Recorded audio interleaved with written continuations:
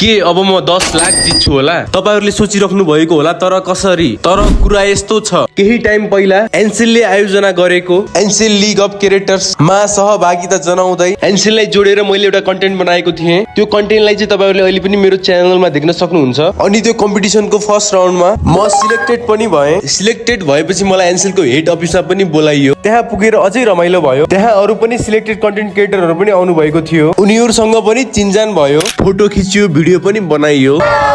खासमा चाहिँ एनसेलको हेड अफिसमा बोलाउनुको कारण मेन्टरशिप सेसनको लागि थियो। अनि मेरो मेन्टर चाहिँ प्रतिमा अधिकारी म्याम हुनुहुन्थ्यो। उहाँको चाहिँ म पहिलादेखि नै फ्यान थिएँ। अनि मलाई उहाँको प्रस्तुति, बोल्ने तरिका, साउन्ड सबै कुरा एकदमै मन पर्थ्यो पहिलादेखि नै। अनि उहाँले चाहिँ 2 घण्टाको सेसनमा कन्टेन्ट भनेको के हो, कन्टेन्ट कसरी बनाउनु पर्छ, सबै कुराहरू सिकाउनु भयो। त्यो 2 घण्टाको सेसनमा मैले धेरै कुराहरू सिकेँ। Thank you so much Pratima ma'am र एनसेल टिमलाई हामीलाई चाहिँ यस्तो अवसर दिनुभएको छ। अनि मैले चाहिँ अहिले 10 लाख जितेको छैन। 10 लाख जित्नको लागि चाहिँ मैले अझै एनसेल सम्बन्धी कन्टेन्ट बनाउनु पर्ने छ। कस्तो खालको कन्टेन्टले चाहिँ मलाई 10 लाखसम्म पुर्याउँछ होला त?